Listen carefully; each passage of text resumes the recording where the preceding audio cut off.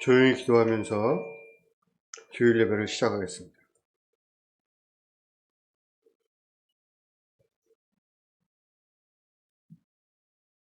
하나님이여, 주의 인자하심이 어찌 그리 보배로우신지요. 사람들이 주의 날개 그늘 아래에 피하나이다. 그들이 주의 집에 있는 살찐 것으로 풍족할 것이라. 주께서 주의 복락의 강물을 마시게 하시리이다. 하나님, 오늘도 우리가 주님 앞에 왔습니다. 저의 마음을 모아주시고 우리에게 주시는 하나님의 말씀과 능력을 얻게 하여 주시옵소서. 예수 그리스도 이름으로 기도합나이다. 아멘. 다 일어나서 찬송가 387장 찬송하겠습니다.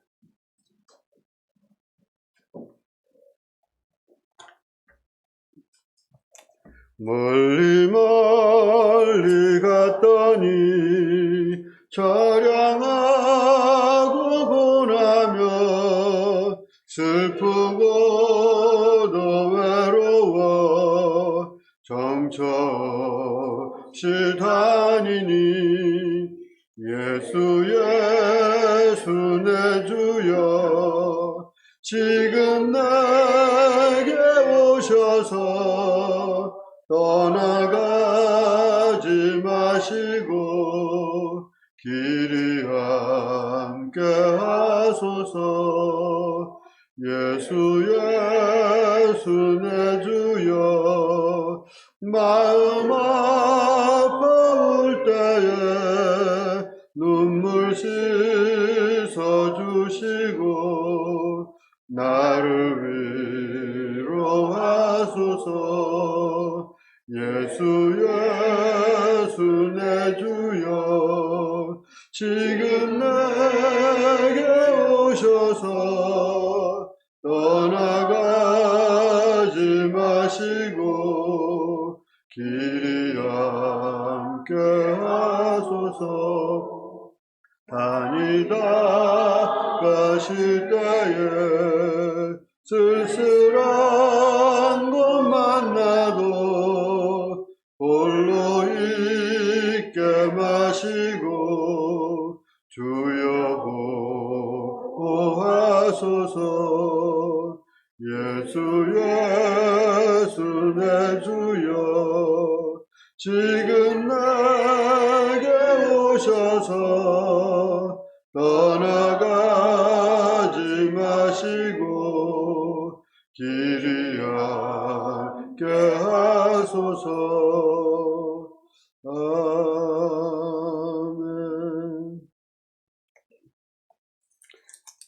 교동문 9번입니다. 여호와여, 주의 장막에 머무를 자 누구오며 정직하게 행하며 공의를 실천하며 그의 혀로 남을 허물하지 아니하고 그의 이웃에게 악을 행하지 아니하며 그의 눈은 망령된 자를 멸시하며 그의 마음에 서운한 것은 괴로울지라도 변하지 아니하며 뇌물을 받고 무죄한 자를 해하지 아니하는 자이니. 아멘. 2장입니다. 찬양 성부 성자 성령 성삼 일체께 영원 무궁하기까지 영광을 돌리세. 영광을 돌리세. 아멘. 다 앉으시고 오늘 함께 기도할 제목입니다. 헌신하는 다윗세미의 하늘의 복을 주시고 교회의 기둥이 되는 셈이 되게 하소서. 우리 남자들 셈, 다윗셈 위해서 기도해 주시고, 코로나 이후 모이지 못했던 어린이부가 다시 시작되었습니다. 어린이들을 불러주시고 선생님들을 예비해 주옵소서. 어린이부에 부흥을 주옵소서. 우리 어린이부 위해서 이 두 가지를 놓고 자기의 목소리로 기도하겠습니다. 거룩하신 하나님, 오늘도 우리를 불러주시고 기도하게 하시니 감사합니다. 우리 다윗쌤이 하나님 앞에 굳세게 설 수 있기를 원합니다. 사람들이 모이게 하시고 남자들의 아버지 하나님, 모든 아버지 짐을 내려놓고 함께 예배할 수 있도록, 함께 기도할 수 있도록, 함께 사역할 수 있는 그런 남자들이 될 수 있도록 주님, 우리 다윗쌤을 축복하시고 다윗쌤에 모이는 사람마다 범사에 감격과 감사가 넘치는 그런 아버지 하나님 생도 삼아 주시옵기를 간절히 바랍니다. 주여 인도하시옵소서. 아버지 여치하시옵소서. 주님의 은혜가 있기를 원합니다. 주님의 사랑이 넘치기를 주님께서 주시기를 원합니다. 아버지 함께하여 주시옵소서. 우리 아버지 하나님의 능력으로 아버지 코로나로 아버지 또 어린이부가 우리 어린이부에 함께하시고 어린이부가 주의 은혜를 따라서 도와주시기 바랍니다.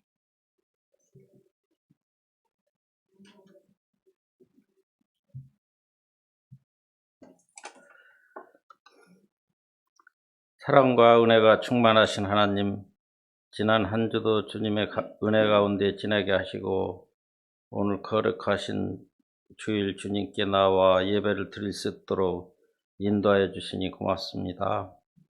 이제는 긴 겨울 지나다 보면 꽃소식이 전해지는 시기에 우리의 몸과 마음을 주님께 향하게 하시고 신령과 진정으로 드리는 예배로 주님 기뻐 받아 주시옵소서. 진심으로 바라옵기는 지구상의 전쟁과 지진으로 인한 수많은 사람들이 고통 속에 살고 있는 것을 기억하시고 전쟁에는 평화가, 지진에는 복구가 속히 이루어져 다시 평안한 삶을 살 수 있도록 주님의 은총을 베풀어 주시옵소서. 어둠에는 빛이, 절망에는 희망이 있게 하시고 주님의 말씀을 붙들고 승리하는 삶을 살게 하옵소서. 특별히 샘터 교회와 카페, 공부방까지 주님의 주장으로 부응하는 놀라운 역사를 체험하게 하시고 우리가 더욱 낮은 마음으로 섬기게 하옵소서. 이 시간 단위에 세우신 목사님을 특별히 사랑하여 주시사 건강을 지켜주시고 갑절의 영광과 성령 충만함을 주시어 맡기신 모든 사역을 온전히 감당하시어 더욱 큰 부흥의 열매로 결심 맺게 하옵소서. 예배를 위해 헌신한 이들의 섬김을 기뻐 받아주시옵소서. 이 모든 말씀 기려 진료 생명이신 예수님의 이름으로 기도드립니다.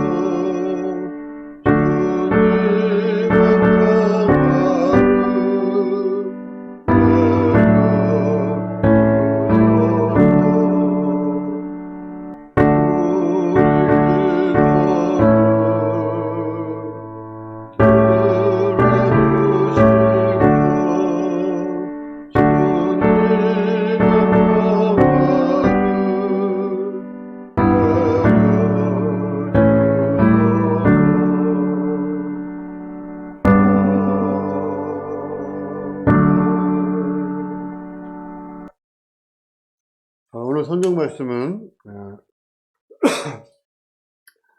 여기를 스크린을 보시는 게 좋겠습니다. 제가 좀 이따 설명을 드릴 테니까 Q 3장 2절 후반부터 4절까지, 마태복음 3장 1절에서 3절까지도 나온 말씀입니다. 그 무렵에 하나님의 말씀이 유대 광야에서 사가랴의 아들 요한에게 임하였다. 그는 요단강 부근 각처를 두루 다니며 선포했다. 생각을 바꾸어라. 하늘나라가 가까웠다. 이것은 예언자 이사야의 책에 기록된 말씀대로였다. 광야에 외치는 자의 소리가 있어 가로되 너희는 주의 길을 예비하라. 그의 길을 반듯하게 닦아라. 아멘. 오늘은 다윗셈에서 남자셈에서 특송 읽겠습니다.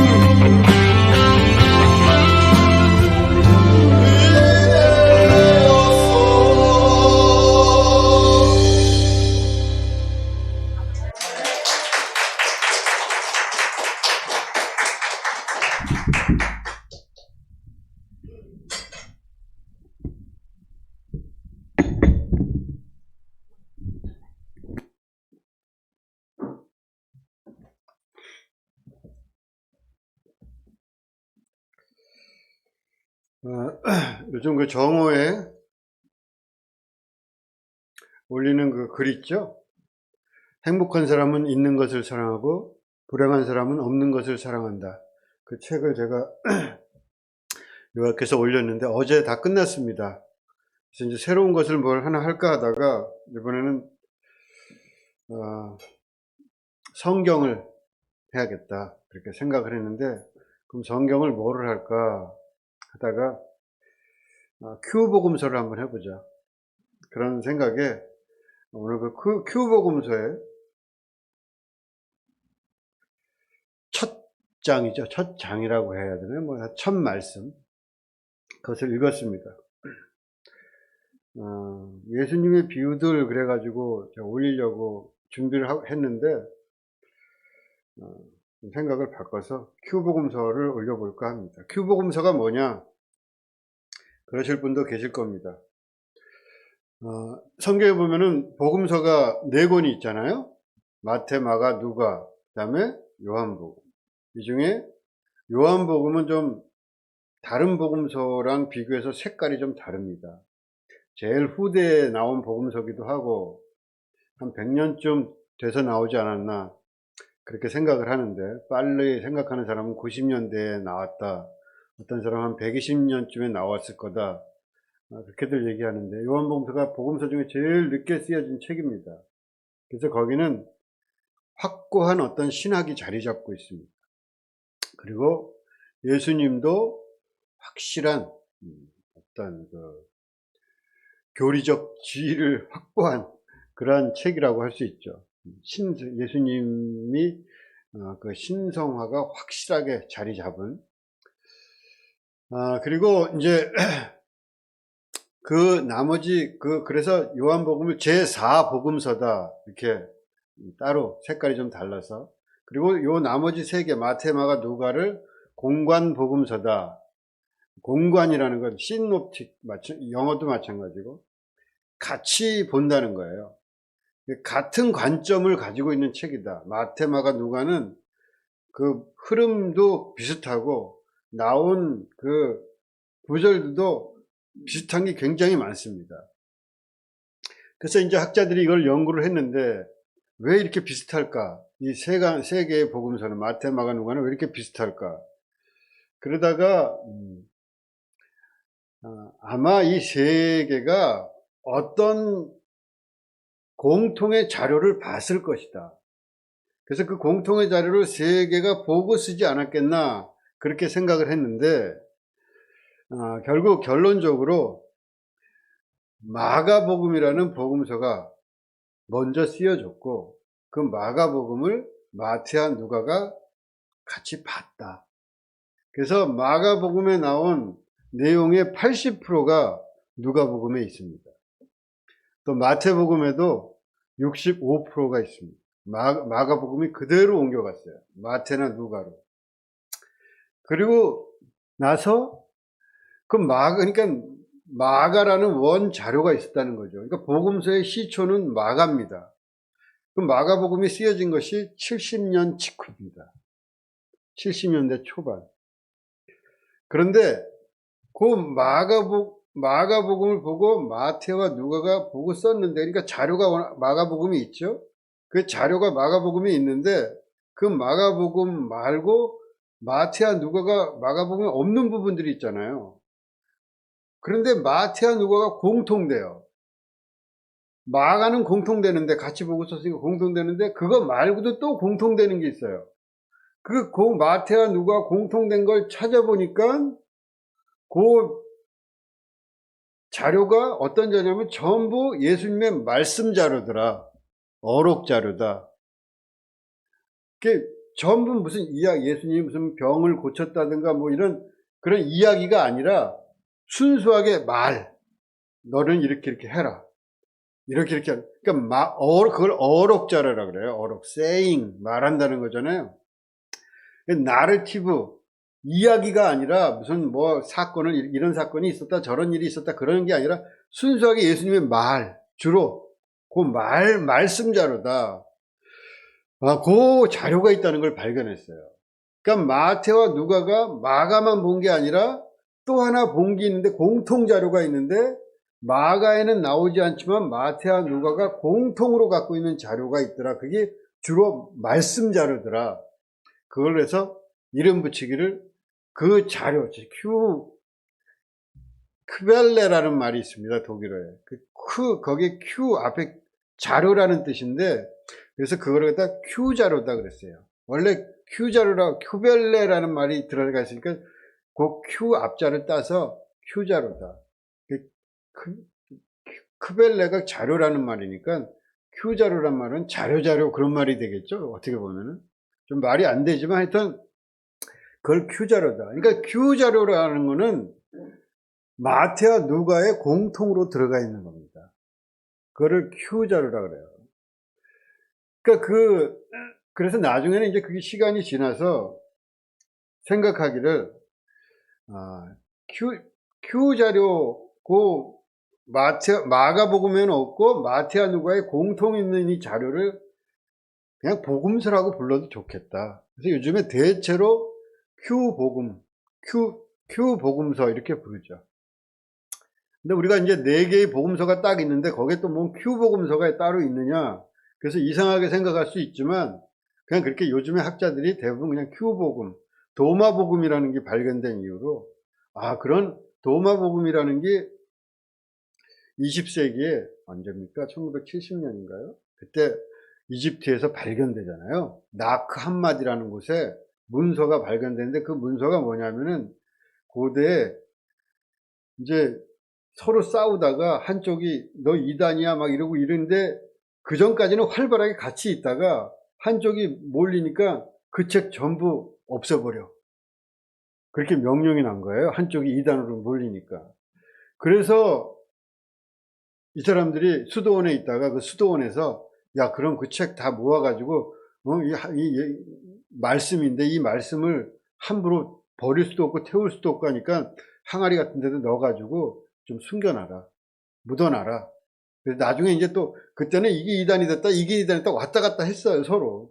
그래서 이쪽이 세력이 세지면은 이쪽이 뭐라 그러고, 이쪽이 세력이 세지면 이쪽을 누르고. 그렇게 했는데, 그래서 이제 잠깐 좀 독에다 묻어놓고, 좀 지나면 좀 꺼내서 또 다시 보자. 그래서 묻어놨어요.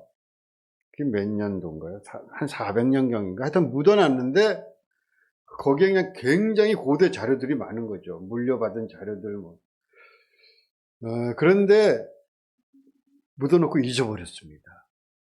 아니, 잊어버렸는지, 아니면 뭐 어떻게 하다가 그냥, 못 꺼내고 말았는지 모르지만, 그러다가 1970년인가? 그때 우연히 그걸 발견해요. 이집트에서 애들이. 그래서 그걸 꺼내게 된 게 보물 중에 보물이죠. 이런 고대 사본을 발견한다는 것은 놀라운 일입니다.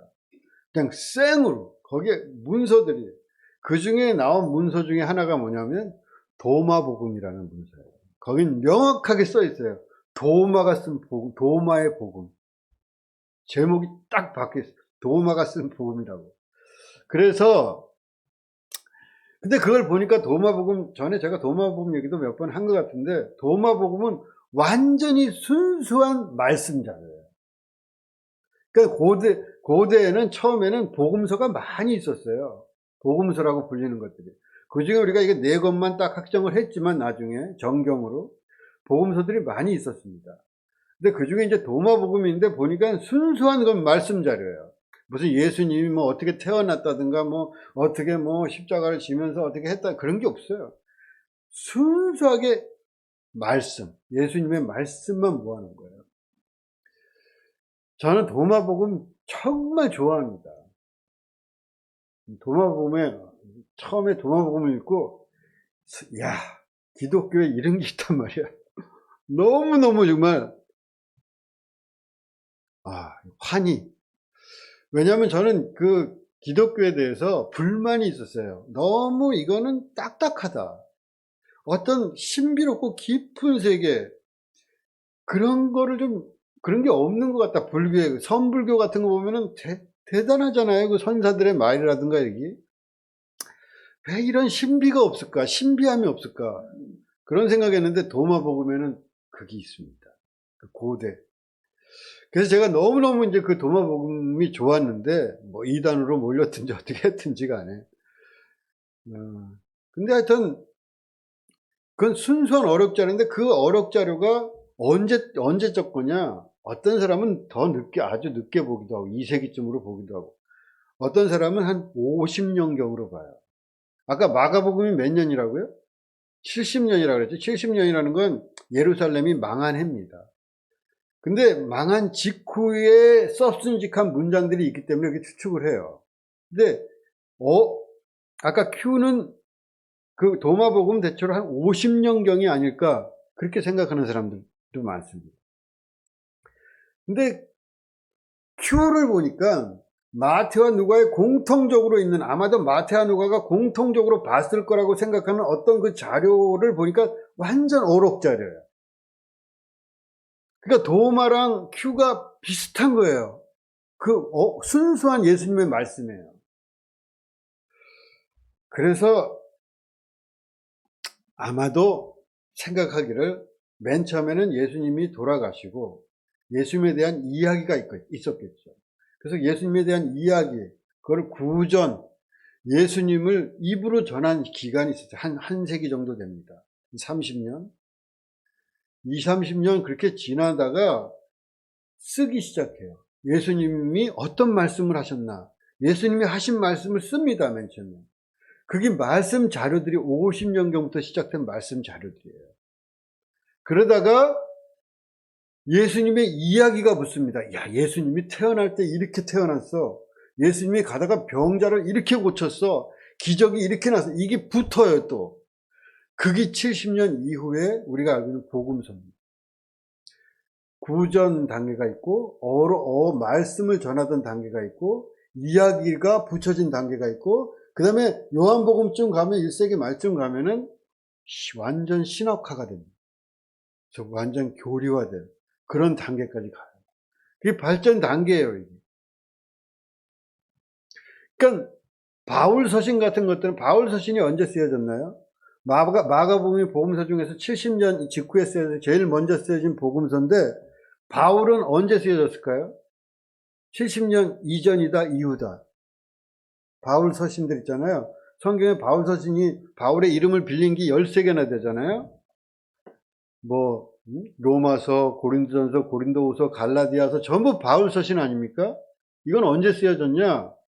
70년 이전입니다. 바울이 죽은 게 60년대예요. 그러니까 성경에서, 신약 성경에서 제일 먼저 쓰여진 건 누구 책이다? 바울 책이에요. 복음서가 앞에 나와 있지만 바울 서신에는 내러티브가 없어요. 이야기가 없어요. 예수님에 대한 이야기가. 어떻게 태어났다는 게, 바울이 예수님을 그렇게 사랑하고 그렇게 자기 모든 것을 언제나 어디서나 버릴 수 있었던 그러한 대상이었지만 예수님에 대한 내러티브는, 이야기는 하나도 없어요. 그냥 예수님이 뭐라 그랬더라, 어디 가서 무슨 일이 있었다, 이런 얘기는 1도 없어요. 어떻게 그럴 수가 있을까? 그러니까 이야기가 만들어진 기간들이 있는 거예요. 보통 한 세기 이렇게 갑니다. 이야기, 이제 말씀, 이야기, 신학화, 이런 과정들이. 그래서 말씀 중에도 마태, 마가, 누가복음 중에서 특히 누가와 마가와 Q라는 이 두 개의 원자료, 이 원자료 중에, 그러니까 Q라는 거는, 마가와 Q는 말씀이 아닌 게 아니에요. 복음서가 아닌 게 아니에요. 성경이 아닌 게 아니에요. 성경 중에 분류된 거죠. 그렇죠? 마가복음 있잖아요. 마태와 누가가 공통으로 본 마가복음이 있고, 마태와 누가가 공통으로 본 Q 자료가 있는 거예요. Q 복음서라고 하는. 그래서 Q를 갖다가 장절을 매길 때 어떻게 매기냐 하면은, 아까 한번 볼까요? 그 앞에. 아니야, 전에. 그 이전. 예. 여기 보면 Q3이 아니라 Q1인데 잘못 썼네요. Q1이라는 건 Q 복음서의 첫 번째 말씀이라는 뜻이에요. 보통 한 80개 정도 됩니다. 그러니까 만약에 제가 3월 1일부터 올리려고 그러는데 3월 1일부터 올리면은 한 80번을 올리게 돼 있어요. 제가 보기엔 여름에 장마가 시작될 쯤에 끝날 수 않을까 이렇게 생각하는데, 요런 거 어떤 거는 단 한 줄이고 어떤 거는 조금 길고 이런 식으로 80개가 있는데, 저기 Q3이 아니라 1인데 제가 잘못 쓴 것 같아요. Q2B 다시 4 이렇게 돼 있죠. 저는 그 다음에는 마태복음 3장 1절에서 3절 이렇게 돼 있잖아요. 마태복음 3장 1절에서 3절에 있는 말씀이란 뜻이에요. 그 앞에 Q, E, B, 이 B라는 거는 후반부다 이 말이에요. 2절의 뒷부분이다. E, A 그러면은 2절의 앞부분이다 이 소리고, 혹은 A, B, C로 해가지고 길면 A, B, C로 나누기도 하고. 근데 그 Q, 그러니까 B는 빼고 생각하면 돼요. Q 2장 4절. Q, 뭐가 잘못됐네.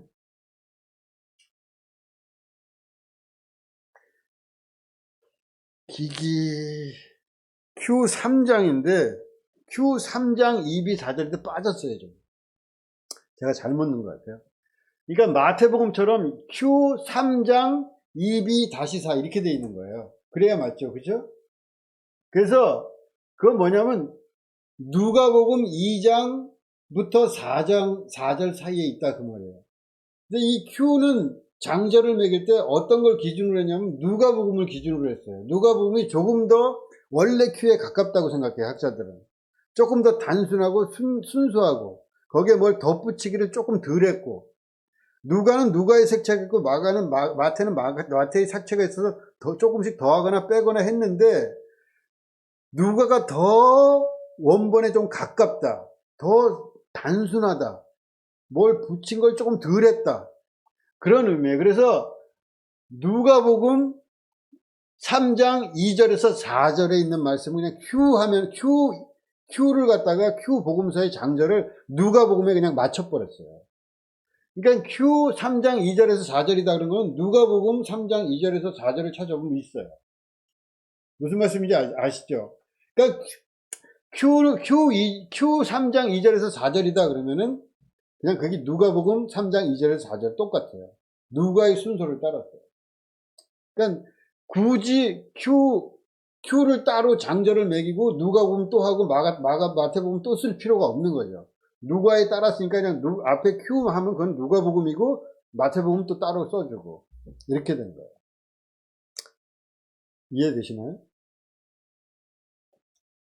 하여튼 Q를 제가 매일 올리겠습니다. 그래서 이런 식으로 올리면 Q 3장 2절 맞네.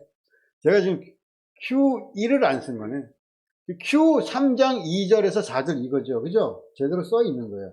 Q3이 아니라 Q1이라고 제가 먼저 쓰고 했어야 되는데, Q 3장 2절에서 4절이잖아요. 그죠? 그거는 누가복음 3장 2절에서 4절이다 그 소리예요. Q를 장절을 그렇게 매긴 거예요. 예. 하여간 그렇게 해서 제가 오늘 그 Q를 올리는 길에 Q의 첫 번째 말씀인 Q1, Q 3장 2절에서 4절을 오늘 그냥 본문으로 삼았습니다. 이 본문은 세례 요한이 한 말입니다. 생각을 바꿔라. 메타노이아라는 말이죠. 메타노이아라는 말이 하도 요즘 유행해가지고 한 10여 년 전부터 메타노이아가 굉장히 사람들이 많이 써요. 예전에 지금도 아마 성경에는 회개하라, 천국이 가까웠다 이렇게 돼 있죠. 그렇잖아요?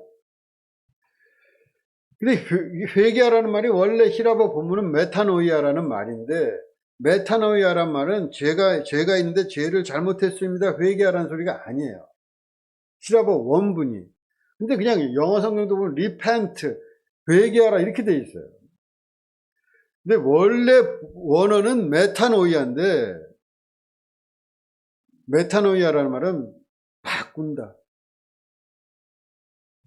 전환한다, 생각을 바꾼다 그 말이에요. 메타라는 말이 바꾼다는 거 아니에요? 그러니까 원래 제대로 번역을 하면은 회개하라 천국이 가까웠다가 아니라 생각을 바꾸라 천국이 가깝다 이 말이에요. 이 번역이 100번 낫습니다. 회개하라는 번역은 굉장히 안 좋은 번역이라고 저는 생각합니다. 왜냐하면 회개하라는 말에 너무 꼽히게 만들어놨어요. 하여간 근데 사실 회개한다는 말도 마음을 바꾼다는 의미가 있죠. 있기는. 그렇지만 죄를 잘못했다고 고백하는 것이 너무 강하기 때문에 좋은 번역이 아니라고 생각합니다. 사람이 생각이 고정되면은 하나님 나라를 볼 수가 없습니다. 생각을 바꿔야지. 메타노이아, 생각을 바꿔라. 천국이 가깝다. 천국이라는 것은 생각을 바꿀 때 보이는 거예요. 생각이 고정된 사람은 천국을 볼 수가 없다. 이게 세례 요한의 지금 이야기이기도 하고 마가복음에 의하면은 첫 번째 예수님의 일성입니다. 회개하라. 아니라 메타노이아, 생각을 바꿔라. 천국이 가까웠다.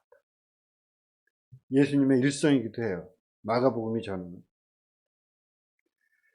천국이라는 게 영어로 kingdom of God, kingdom, 나라, 하늘 나라, 바실레이라고 그러죠. 히라보로는. 그 나라라는 거는 하나님이 지배한다 그런 뜻이에요. 나라라는 거는 장소 개념이 아니라 무슨 나라, 영토의 개념이 아니라 지배한다는 개념이에요. 그러니까 하나님이 지배하는 것이 가깝다. 어떻게 하면 되냐? 생각을 바꿀 때. 생각을 바꿀 때 하늘나라, 하나님의 지배가 우리 가운데 이루어진다. 마음을 새롭게 바꿔야지 하나님 나라가 도래합니다. 하나님 나라라는 건 복음서의 핵심 주제 아닙니까? 하나님 나라를 어떻게 이루는가? 복음서의 핵심 중에 핵심이죠. 이 마음을 바꿔야 됩니다. 마음을 바꾸고 달리, 마음을 고정하고 딱딱하게 묶어놓지 말고, 마음을 도구마화하지 말고, 마음을 교리적으로 꽉 묶어서 딱 성에 갇히지 말고, 마음을 자유롭게 해야 돼요. 마음이 열려야 돼요. 그러지 않으면 복음을 볼 수 없어요. 예수님을 어떻게 봅니까? 그래가지고 택도 없죠. 유대인들이 자기 도구마에 갇혔는데 예수님이 한 말이 들어오겠어요? 우리가 우리 도구마에 갇혔는데 예수의 말을 제대로 알아들을 수 있을까요? 전부 왜곡되어 있지. 어떤 면에서는 자기 도구마에 갇혀가지고 자기 생각에 굳어버리면은 생명력이 없어요. 굳으면 죽는 거죠. 죽음의 핵심입니다. 굳는 거예요. 굳는 사람에게 어떻게 복음이 들어갑니까? 어림도 없지. 교회가 도구마에 갇혔는데 어디 복음이 있습니까? 자기들만 복음이 있다고 하지만 하나님의 눈에 그게 저 하늘에서 보면 복음이겠어요? 자기들끼리만 그러는 거죠. 나중에 너 모르겠는데 너가 그걸 믿음이라고 생각했니? 그게 믿음이라고 넌 생각한 거니? 그렇게 말하면 아무 할 말이 없을 겁니다. 성경에도 나오잖아요. 네가 그걸 믿음이라고 여겼냐? 나는 주님 내가 이것도 하고 저것도 하고 뭐 심지어 예언도 하고 별별 걸 다 했습니다. 지금으로 말하자면 정말 미친 듯이 믿음 생활을 잘했습니다. 교회에서. 나는 너 모른다. 나오잖아요, 성경에. 그렇게 갇혀서 믿으면은 자기는 믿음이 좋다 그러고 자기 집단 내에서는 믿음이 좋다 그럴지 모르지만 예수님도 그럴까요? 예수님이 쳐부순 건 그 고정화된 도구마입니다. 그거는 2000년 전에만 있었던 게 아니에요. 지금도 고정화된 도구마에 갇힌 것은 예수 믿었다고 할 수가 없는 거예요. 그래, 안 보일 텐데, 그게. 보이는 건 도구마밖에 없을 텐데. 자기가 알고 있는 그 체계 외에는 아무것도 안 보일 텐데. 체계 밖으로 나가는 건 전부 부정할 텐데. 그 사람에게 어떻게 하늘나라가 있습니까? 하늘이 그렇게 협소합니까? 하늘이 그 정도입니까? 여러분, 어떻게 생각하세요? 하늘이 그 정도로 그 집단의 도구마에 갇힐 그런 세계인가요? 말이 안 되죠, 그건. 하나님의 세계가. 그럴 수가 있나요? 생각을 해보라, 이 말이에요. 믿는다고만 하지 말고. 생각을 바꿔라. 예수님의 일성입니다. 오늘 세례 요한의 일성입니다. 그렇게 생각이 고정되어 있는데 거기에 무슨 구원이 있고 하늘나라가 있나? 천국이 어떻게 거기에 있을까? 말이 안 된다. 생각을 해라. 생각을 좀 하고 믿어라. 믿는다 그러면서 생각을 하지 말라고 말하지 말고. 믿음 좋다는 게 뭡니까? 저는 그런 소리 너무 많이 듣고 자라왔어요. 제가 어릴 때부터. 저는 뱃속에서부터 믿은 사람이기 때문에 교회가 무슨 말을 하는지 너무나 몸으로 알고 있습니다. 교회가 무슨 말을 자주 했는지 알아요? 생각하지 말라는 거예요. 생각.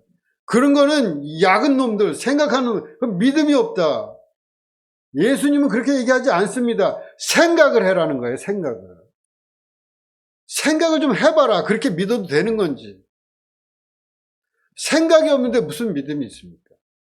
무조건 복종을 하고 그냥 그건 예수님의 믿음이 아니에요. 그건 유대인들의 믿음이지. 그거는 도구만 완전 교리화된 어떤 집단의 체계지. 그거는 믿음이 아닙니다. 자유케 하는 믿음이 아니에요. 믿음은 그렇게 유치하지가 않아요. 하늘의 세계는 그렇게 꽁꽁 묶여 고집스럽지가 않습니다. 고집을 부리는 거지 그게 무슨 믿음입니까? 믿음과 고집은 같은 단어가 아니잖아요. 근데 고집과 믿음을 같은 단어처럼 써요. 생각하지 마라. 믿어라. 그냥 믿어라. 믿음은 그 다음에 보일 거다.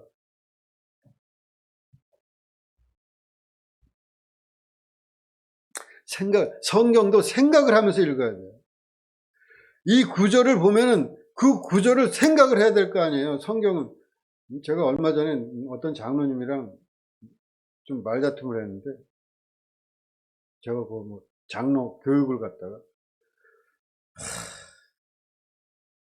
자기가 알고 있는 것 외의 것들에 대해서는 아주 광적으로 그냥 이런 식이더라고요. 너무 그러면 됩니까? 그거는 신앙이 아니에요. 믿음이 아닙니다. 생각이 없는 게 믿음입니까? 생각 없는 걸 믿음이라고 그러잖아요. 생각을 해봐야죠. 그게 맞나? 하나님은 이렇다는데 이게 하나님이 맞나?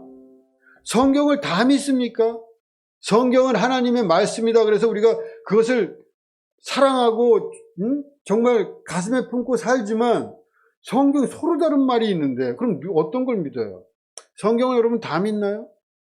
안식일 지킵니까? 안식일을 지키라고 그렇게 강력하게 규정하는데 안식일 지키는 사람이 있습니까 여기? 여러분 오징어 안 먹는 사람 있나요? 성경을 다 지켜요 여러분이?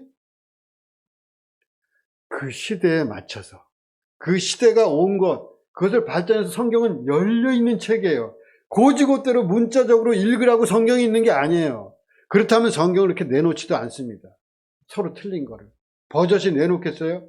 성경을 읽을 때 영으로 읽으라는 것은 문자적으로 읽지 말란 소리예요. 영으로 읽으라는 건 이거 하나님의 말씀이니까 문자대로 읽으라는 게 영으로 읽으라는 게 반대입니다. 영으로 읽으라는데 왜 문자적으로 읽으면서 영으로 읽는다 그래요? 성경을 읽을 때도 정확하게. 제가 이런 말을 하면 또 싫어하실 분이 계실까 모르겠지만 성경에 뭐가 아니다 이런 거 있잖아요. 그렇잖아요? 여자는 잠잠해라. 생각을 하면서 읽어야죠. 잠잠합니까? 여자들 성경을 그대로 믿으시는 분들은 입을 닫으시기 바라요. 아주 열질 마세요. 이빨도 보이지 마세요. 잠잠하세요. 그냥 이거 저러라. 여자들은 말을 하지 마요. 성경에 뭐라고 돼 있나? 남자를 가르치지 마라. 여자는 남자한테 가르침을 받아라. 여자는 와서 예배 드릴 때 머리에 써라. 여자의 머리를 어디 예배 드리는데 드러내고 있느냐? 남자는 괜찮다. 이걸 다 실행하고 있으면 다 성경에 나온 얘기예요. 그걸 그대로 읽나요, 우리가? 시대가 발전하고 사람이 생각이 깨어나가고 점점 더 평등을 찾고 행복하게 함께 산다는 것이 무엇인지를 점점 더 알아가는 세계에서 그걸 그대로 먹을 수는 없잖아요, 문자대로. 지난주 화요일에 눈길을 끄는 2심 판결이 하나 있었습니다. 동성 커플 건강보험 피부양 자격을 인정하는 판결. 근데 이제 동성 부부가 있었나 봐요. 우리는 동성의 부부를 인정하지 않잖아요, 법적으로. 그렇죠? 제가 보기에는 좀 있으면 인정할 수밖에 없다고 생각해요. 역사는 어떻게 할 수가 없는 거예요. 같이 행복하게 살자는데 어떡합니까? 동성애라면은 그냥 저도 치를 떨었어요. 야, 그런 짓을. 왜냐하면 감각적으로 감성적으로 도저히 받아들여지지가 않아요. 남자와 뭐 이런 것들이 생각만 해도 징글징글 하잖아요. 안 그러시는가요? 여자들은 좀 안 그런가요? 남자들 입장에서, 여자들은 내가 감정을 모르겠는데, 남자들 입장에서, 제가 남자 입장에서 남자랑 이거는 정말 도저히 상상하기조차 싫어요. 그러니까 감정적으로 너무 싫기 때문에 받아들일 수 없지만, 그러나 그 사람은 어떡합니까? 죽습니까? 고칠 수 있는 그런 병이 아니에요. 물론 안 그런 사람도 있을 수 있어요. 그러나 그런 사람도 있어요. 태어나기 그렇게 태어났는데 어떻게 해요? 여러분 보세요. 그런 사람 만나보세요. 한번 만나보면 마음이 달라질 거예요. 말투도 틀려요. 남자인데 뭐 그러니 너는 아니야 막 이래. 그게 일부러 그러는 것 같아요? 일부러 그럽니까? 그럴 수가 없어요. 마음이 안 가는 걸 어떻게 합니까? 자기는 내가 남자랑 뭐 한다는 게 징글징글한 것처럼 그 사람 눈에는 여자랑 뭐 한다는 게 징글징글하게 느껴지는 걸 어떡합니까? 안 되는 걸, 마음이. 하여튼 뭐 그건 나중 문제, 그건 나중에 얘기할 거고. 그러니까 뭐 특히 제가 이제 한국교회에 대해서, 한국교회가 너무나 그거를 극렬하게 반대하기 때문에 교회 다니는 교회 다니다가 자식이 그런 경우가 많잖아요. 그렇게 하고 있는데 자기는 그냥 여기 서 있는 거죠. 하는데 저기 와가지고 교회들이 모여가지고 와가지고, 동성애, 하나님께서 당신들을 품으실 겁니다. 이런 거나 현수막 써붙여가지고, 하나님은 당신들을 용서하십니다. 하나님 품으로 돌아오세요. 뭘 돌아갈 데가 없는데. 그럼 거짓 속에 삽니까? 행복을 다 던져버리고. 왜 소수라고 불행하게 살아야 됩니까? 다수가 원하는 대로 왜 살아야 됩니까? 소수자는 그냥 다수가 원하지 않으면 그냥 그렇게, 21세기라는 게 그런 세계가 아니잖아요. 소수자를 위한 세계 아닙니까? 소수자도 행복하게 살 수 있는 그런 세상을 만들자는 게 발전된 세상 아니에요. 그럼 방식을 차별을 하고 말이죠. 더더군다나 결혼시키자는 것도 아니고, 합법적인 부부를 인정해 달라는 것도 아니고, 차별하지 말자는 걸 왜 반대합니까? 나중에 직장 들어갈 때 그런 것 때문에 차별받지 말아야 된다. 뭐 할 때 법적으로 이런 경우에는 차별받지 말아야, 그런 차별을 하지 말자는 건데, 그걸 왜 반대하는 거예요, 도대체? 너는 차별받고 살으라는 거예요? 차별받고 살아, 너는 항상. 이게 어떻게 기독교가 될 수 있냐 이 말이에요. 이게 어떻게 예수님의 사람들이 할 수 있는 소리냐 이 말이에요. 너는 차별받고 살아. 안 돼. 왜냐? 성경에 두 군데가 있습니다. 남색하지 마라. 그럼 그거를 지금 21세기 어떻게 읽어야 됩니까? 여자들은 잠잠하라는 바꿔서 읽고, 이거는 바꿔서 읽으면 안 되는 겁니까? 다시 읽어야죠. 다시 생각을 해야죠. 문자 그대로 읽는 것이 신앙이 좋은 게 절대 아닙니다. 그것은 속이는 거예요. 그 체제가 그 사람들을 붙잡기 위해서, 그 사람들을 바보화시키는 거예요. 자기 강화를 위해서. 상징적 억압이에요. 철학적인 말로 하자면 상징적 폭력입니다. 그래서 1심에서 건강보험을 같이 들었어요. 같이 사는 걸로 인정해준다. 동거자로 인정해서 어떤 사람이 자기 직장 다니니까 같이 살고 있는 동성 커플의 건강보험을 들었거든요. 잘 내고 있었는데 오늘 안 된다는 거예요. 그래서 법에 이제 호소를 한 거예요. 그랬더니 1심에서 안 된다. 이거는 법적으로 부부가 아니기 때문에 건강보험 혜택 받다네. 자기 가족들은. 그거 안 된다. 이렇게 나온 거예요. 그래서 2심으로 갔어요. 근데 2심에서는 된다. 이렇게 판결이 난 거예요. 제가 이제 주보에도 좀 실어놨는데, 그 판결문을 실어놨는데, 판결문의 맨 마지막 부분만 제가 한번 읽겠습니다. 누구나 어떤 면에서 소수자일 수 있다. 소수자에 속한다는 것은 다수자와 다르다는 것일 뿐, 그 자체로 틀리거나 잘못된 것일 수 없다. 다수결의 원칙이 지배하는 사회일수록 소수자의 권리에 대한 인식과 이를 보호하기 위한 노력이 필요하고, 이는 인권 최후의 보루인 법원의 가장 큰 책무이기도 하다. 멋있잖아요? 진짜 좋은 문장입니다.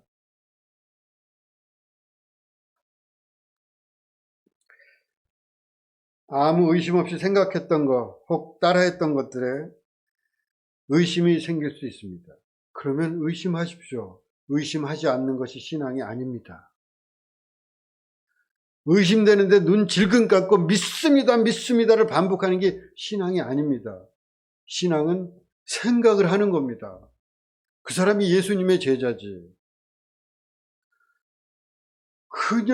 그냥 다른 생각 말고 믿으면 그냥 믿습니다. 아멘. 예스. 이거는 예수님의 제자, 그냥 교회의 종일 수는 있죠. 교회의 신실한 종이고 교회의 말 잘 듣는 훌륭한 장로, 권사, 집사가 될 수는 있을지 모르지만 예수님의 제자일까요? 그 사람이 생각이 없는데? 예수님이 생각 없는 사람을 끌고 다닙니까? 생각을 해야죠. 생각. 깊이. 예수님은 그렇게 교리의 폭력을, 교리라는 폭력을 가지고 지배하려고 하는 자들에게 대항한 사람이에요. 그 폭력에 대항하다가 죽은 분입니다.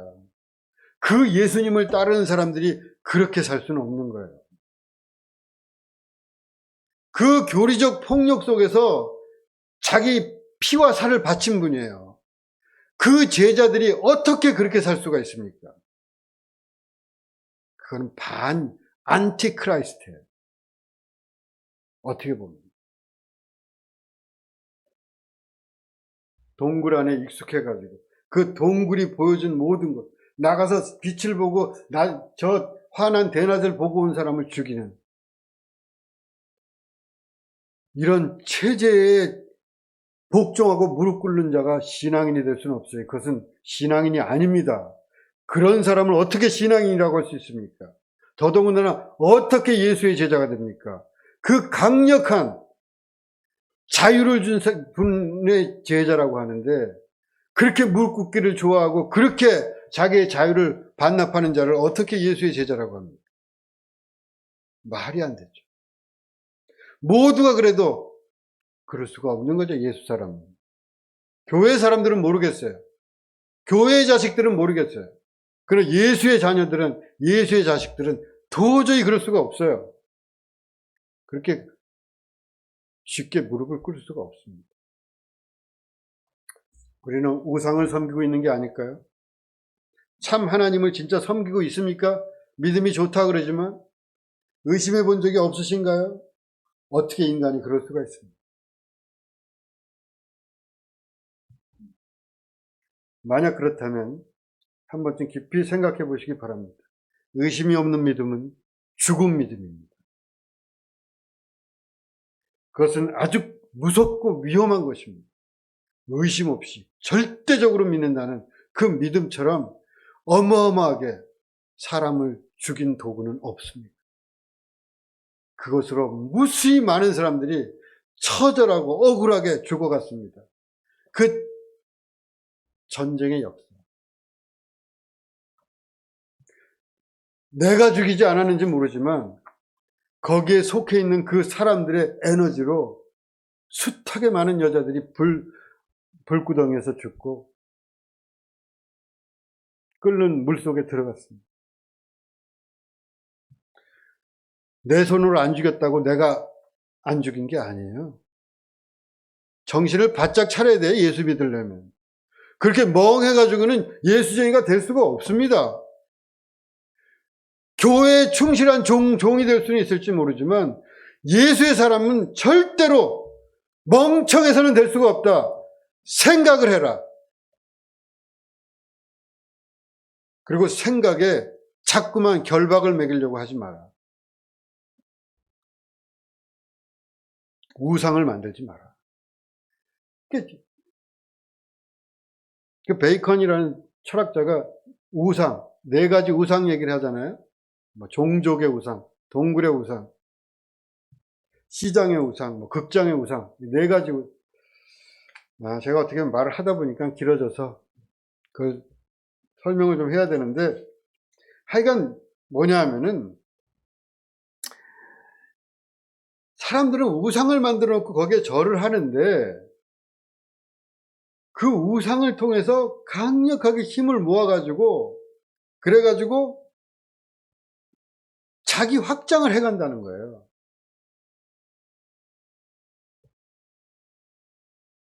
우상을 만들어 놓고 거기에 권위를 엄청 부여합니다. 막 자기가 줄 수 있는 권위도 아니면서 하늘의 권위가 여기 있다. 지가 뭔데 하늘의 권위를 줍니까? 교회가 뭔데 하늘의 권위를 줍니까? 교회가 그럴 수 있는 존재입니까? 말이 안 되잖아요. 하늘의 권위는 하늘만 줄 수 있는 거예요. 감히 하늘의 권위를 받았다느니 없다느니 그걸 이 지구상에 누가 그 얘기를 할 수 있습니까? 그거는 말할 수 없는 부분이에요. 근데 함부로 얘기해요. 그리고 그걸 우상이라 그러는 거예요. 줄 수 없는 걸 만들어 놓고 마치 아닌데 있는 것처럼 그걸 우상이라 그러는 거 아닙니까? 신앙이 우상을 섬기는 게 되면 안 돼요. 신앙은 자유해야 됩니다. 구속되면 안 돼요. 결정된 건 없지. 진짜 신앙인은 절대로 구속될 수가 없어요. 자유롭지. 떨지 마세요, 여러분. 내가 혹시 이 성에서 쫓겨나면 너무 허무해지는 거 아니야? 떨지 마세요. 떠는 건 우상이 아니에요. 떨기 때문에 우상이 생기는 거죠.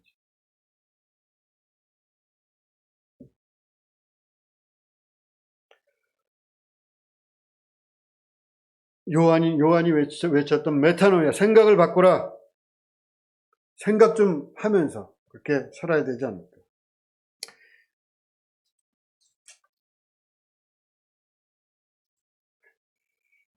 말이 너무 길어져서 하나만 더 좀 얘기하고 마치겠습니다. 전에도 제가 한 2-3번 얘기한 것 같은데 아이히만, 예루살렘의 아이히만이라는 책이 있습니다. 아이히만. 이 사람은 독일 사람인데 히틀러가 600만 명의 유대인들을 죽이잖아요. 여러분, 이거는 너무너무 끔찍해서 말을 할 수가 없는 말이에요. 600만 명이 한 나라를 싹 죽인 거야. 한 나라의 사람을 싹 죽인 거야. 서울 시민을 싹 죽였다고 생각해 보세요. 거기에 아이도 있을 거고, 오늘 결혼한 애도 있을 거고, 오늘 100일 맞은 애도 있을 거고, 거기에 오늘 했는데 적금 타는 날인 애도 있을 거고, 600만을 죽였어요. 말로, 이거는 악마입니다, 악마. 사람이 아니에요. 그렇잖아요? 6명도 아니고, 60명도 아니고, 600명도 아니고, 6,000명도 아니고, 6만 명도 아니고, 60만 명도 아니고, 600만 명을 죽였다니까요. 그 일에 결정적인 역할을 한 사람이 있습니다. 그 사람 이름이 아이히만이에요. 이 사람은 주로 수송을 담당했습니다. 사람들을 수송하는, 수용소로 수송하면 죽이잖아요. 나중에 가다가 죽여요, 그냥. 열차에서 가다가 그 안에 가스 넣어가지고 죽여요. 하여튼 굉장히 큰 역할을 했는데 나중에 이 사람이 이제 전범이 되지 않겠어요? 전쟁이 끝나고 도망갑니다. 아르헨티나로. 그래서 조용하게 숨어서 살아요. 몰래. 그런데 이스라엘의 뭐예요? 특공대. 이름이 생각이 안 나네. 가가지고 모사드라는 이 특공대가 가가지고 잡아서 끌고 옵니다. 아르헨티나에서. 뭐 불법이고 불법이죠. 남의 나라 가서 막 끌고 잡아가지고 끌고 예루살렘으로 데리고 와요. 데리고 와서 재판을 열어요. 그 재판을 여는데 그 재판을 보러 간 사람이 있어요. 이 사람이 여자인데 유명한 그 한나 아렌트라는 철학자입니다. 이 신문사에서 이렇게 연결돼 가지고 그 재판을 이제 취재하고 연구하러 가요. 그래가지고 쓴 책이 예루살렘의 아히만이라는 책이에요. 근데 거기 보면은 그 아히만이라는 사람이 그 600만을 죽인 악마 아닙니까? 근데 그 사람이 너무나 평범한 거예요. 애기들, 자기 자녀들도 막 사랑하고, 아내를 사랑하고, 가정적이고, 아주 그렇게 너무나 평범해. 보통 사람과 비교해서 다른 점이 없는 거예요. 그게 그 유명한 악의 평범성이에요. 악이 악마가 이렇게 뿌리 안 났다 이 말이죠. 똑같이 생겼어요. 똑같이. 누구나 악마가 될 수가 있는 거예요. 그럼 누가 악마가 될 수 있을까요? 여러분?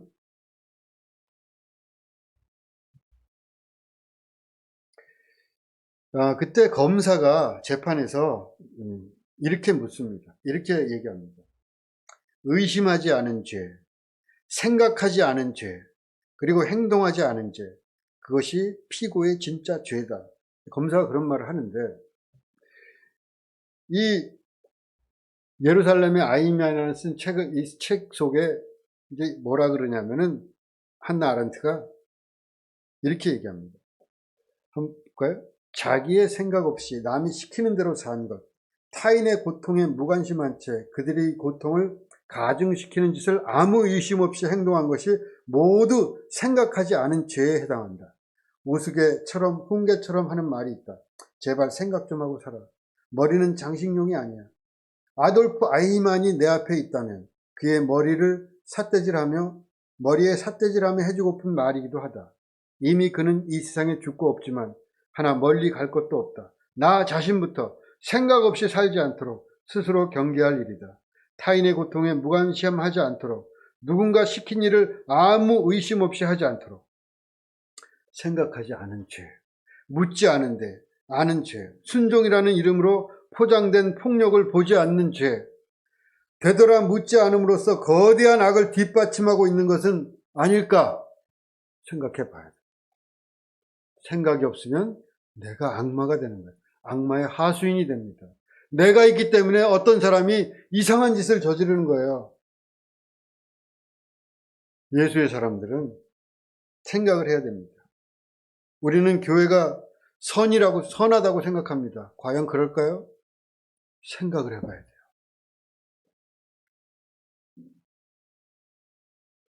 모든 우리가 알고 있는 그 완전히 절대적이라고 생각한 명제들에 대해서 생각을 해봐야 됩니다. 저는 예수님이 그런 분이라고 생각합니다. 생각하지 않는 사람은 신앙인이 아니라고 생각합니다. 저는. 그 사람은 신앙인이 아니에요. 그냥 노예일 뿐이에요. 왜냐하면 생각하기 싫으니까. 생각하면 불안하니까. 생각하면은 끝에가 뭐가 있을까 떨리니까. 과연 나는 무엇을 믿고 있는가? 성경을 읽습니다. 나는 과연 성경을 제대로 읽을 수 있을 것인가? 오히려 거꾸로 읽는 것은 아닌가? 화석화되어서 달리 해석할 힘을 잃어버린 것이 아닐까? 그리하여 나의 하나님은 죽어버린 것이 아닌가? 과연 나는 무엇을 믿고 있는 것인가? 3월 1일부터 큐 복음서를 올립니다. 서너 달 걸릴 것 같습니다. 진리가 우리 머리 위에 장렬하는 정오, 니체가 좋아했던 그 정오에 우리의 생각이 바뀌고 천국을 맛보는 그러한 하나님의 아름다운 역사가 있기를 간절히 바랍니다. 잠깐 묵상하겠습니다.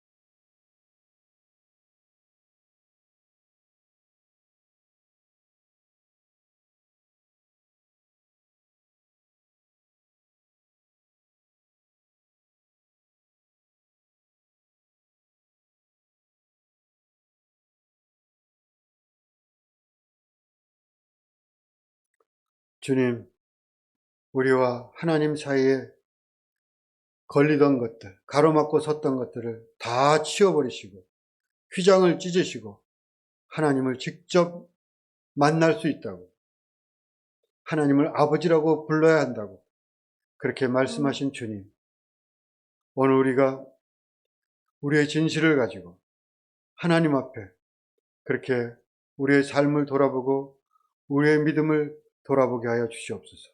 누가 가르쳐준 말이 아니라, 누가 내민 말이 아니라 내 자신의 말로 그렇게 하나님을 향해 기도하게 하시고 내 자신의 언어로 하나님의 음성을 듣게 하여 주시옵소서.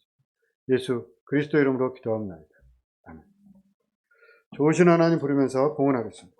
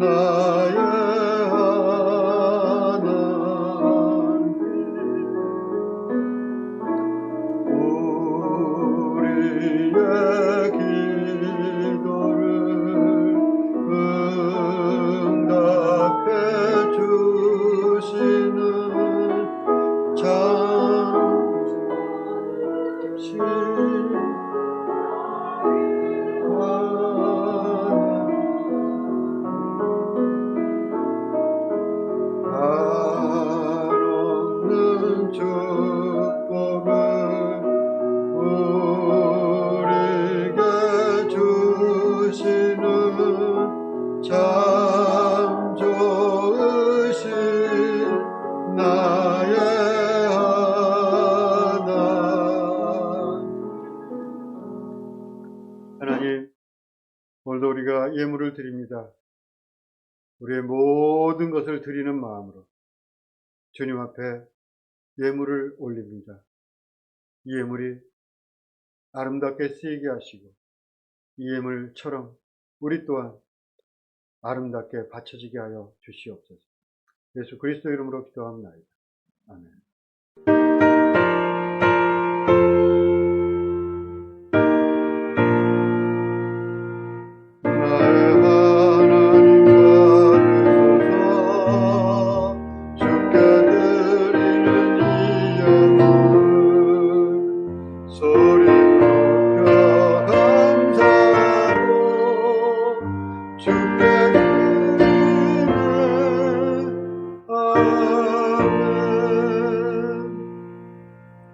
인사합시다. 주님의 이름으로 사랑합니다.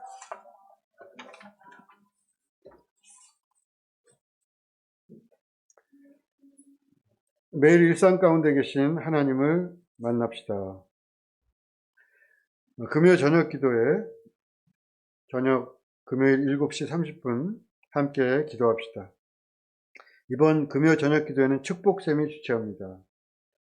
샘원들은 다 참석하시기 바랍니다. 다음 주일 특송은 목회부에서 하겠습니다. 영적 독서, 그동안 읽은 단테의 신곡 그걸 끝내고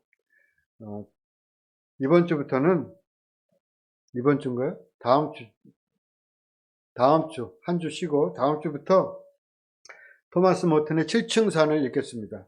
미리 신청을 해야지 책을 살 수 있고, 제가 책을 사서 두세 권이라도 사놓으면은 그것도 뭐 그러니까 여러분 저한테 좀 참석하실 분 신청을 해주시기 바랍니다. 그럼 제가 책을 미리 사놓겠습니다. 실시간 온라인 주일 예배와 영성 훈련을 교회 밖의 사람들과 나누기 위해 카카오톡에 영성의 센터 방을 신설합니다. 이 방은 오프라인상의 교인이 아닌 분들 위한 방입니다. 참여하는 사람들이 늘어나도록 널리 알려주시고 초청해 주시기 바랍니다. 여기 방을 하나 우리 주일날 가잖아요. 좀 이따 예배가 시작됩니다. 동영상 예배가 이렇게 가잖아요. 근데 우리 교인들은 그걸 아는데, 교회 안 다니는 사람 중에 듣고 싶어 하는 사람이 있더라고요. 그래서, 그거 좀 알면 나 거기 들어가서 그 예배를 좀 드리고 싶다.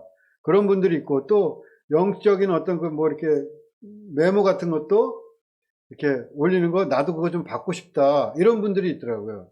그래서 교인들이 아닌 분들 방을 하나 이렇게 만들어서, 그 방에 이제 초청을 하면은 그 사람들 이렇게 예배를 드린다든가 어떤 글을 받아본다든가 할 수 있도록 방을 하나 만들었습니다.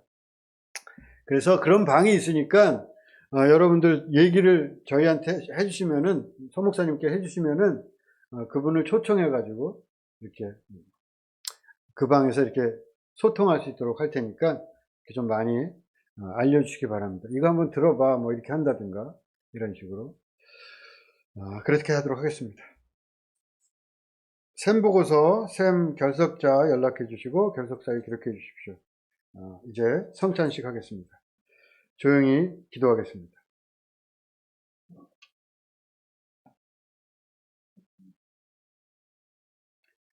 내 살을 먹고 내 피를 마시는 자는 내 안에 거하고 나도 그의 안에 거하나니 살아계신 아버지께서 나를 보내시며 내가 아버지로 말미암아 사는 것 같이 나를 먹는 그 사람도 나로 말미암아 살리라.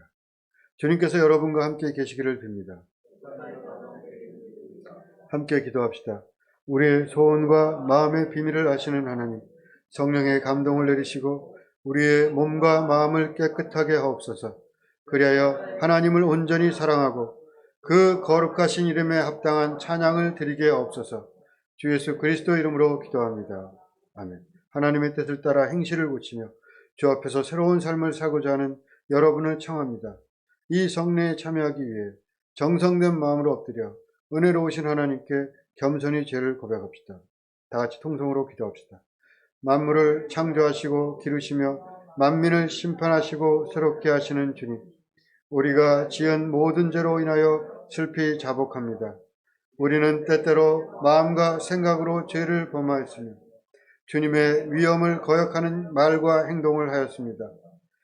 우리가 진실한 마음으로 회개하고 지은 죄로 인하여 슬피 통회합니다. 우리를 불쌍히 보시고 긍휼히 여기시옵소서.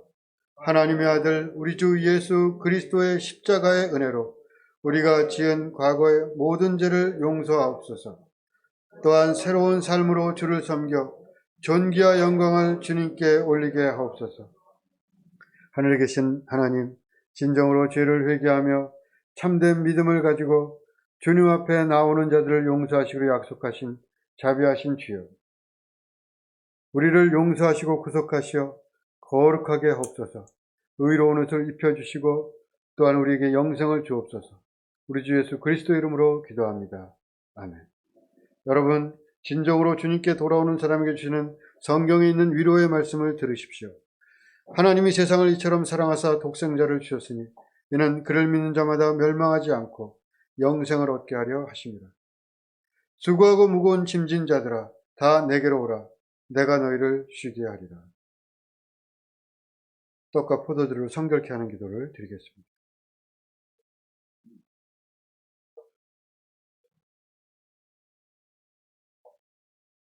예수께서 잡히던 밤에 떡을 가시사 축사하시고 떼어 제자들에게 주시며 말씀하시기를 이것은 너희를 위하는 내 몸이니 이것을 행하여 나를 기념하라 하시고 식후에 또한 이와 같이 잔을 가지시고 말씀하시기를 이 잔은 내 피로 세운 새 언약이니 이것을 행하여 마실 때마다 나를 기념하라 하셨나이다. 자비하신 하나님, 우리의 기도를 들으시옵소서. 우리가 겸손히 주님께 간구하옵나니 하나님의 아들 우리 주 예수 그리스도의 고난과 죽으심과 부활을 기념하는 거룩한 성례를 따라 주께서 주신 이 떡과 포도주를 받는 가운데 능히 주님의 거룩한 살과 피를 먹고 마시게 하옵소서. 아멘.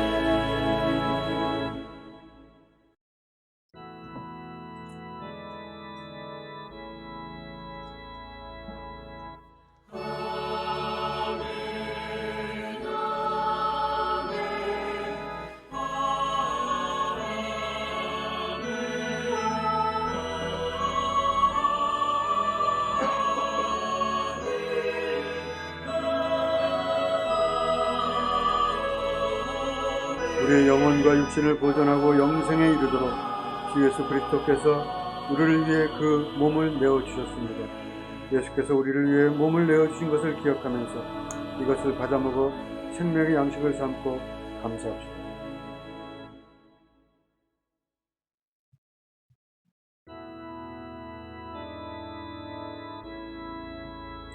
우리의 영혼과 육신을 보존하고 영생에 이르도록 주 예수 그리스도께서 우리를 위해 그 피를 흘리셨습니다. 예수께서 우리를 위해 피 흘리신 것을 기억하면서 이것을 받아 마셔 생명의 양식을 삼고 감사합니다.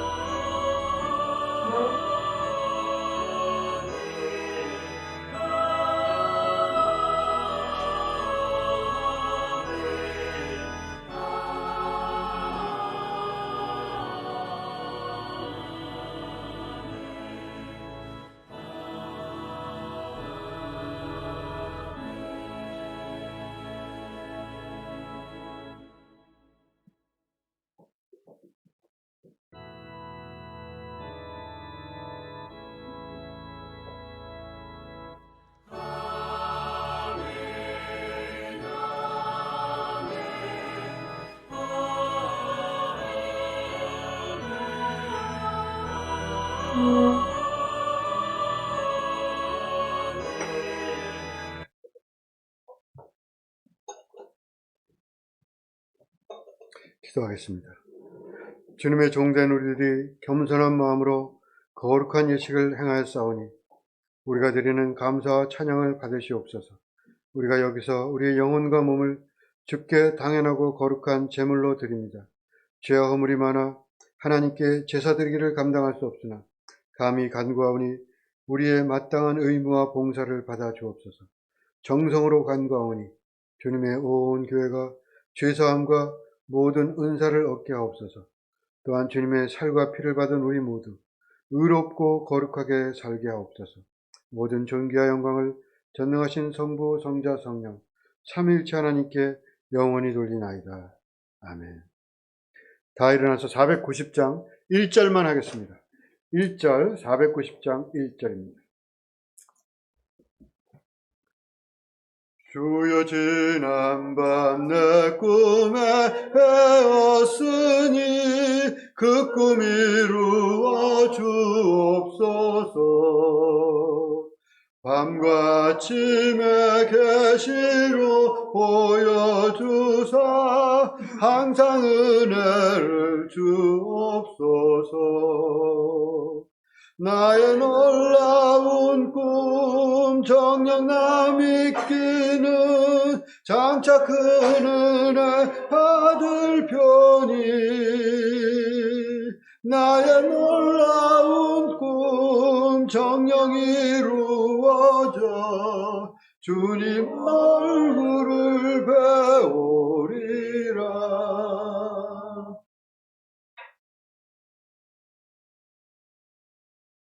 이제는 우리 주 예수 그리스도의 은혜와 하나님의 만극하신 사랑과 우리와 늘 동행하시며 우리의 마음과 생각을 거룩하게 일깨우시는 성령님의 역사가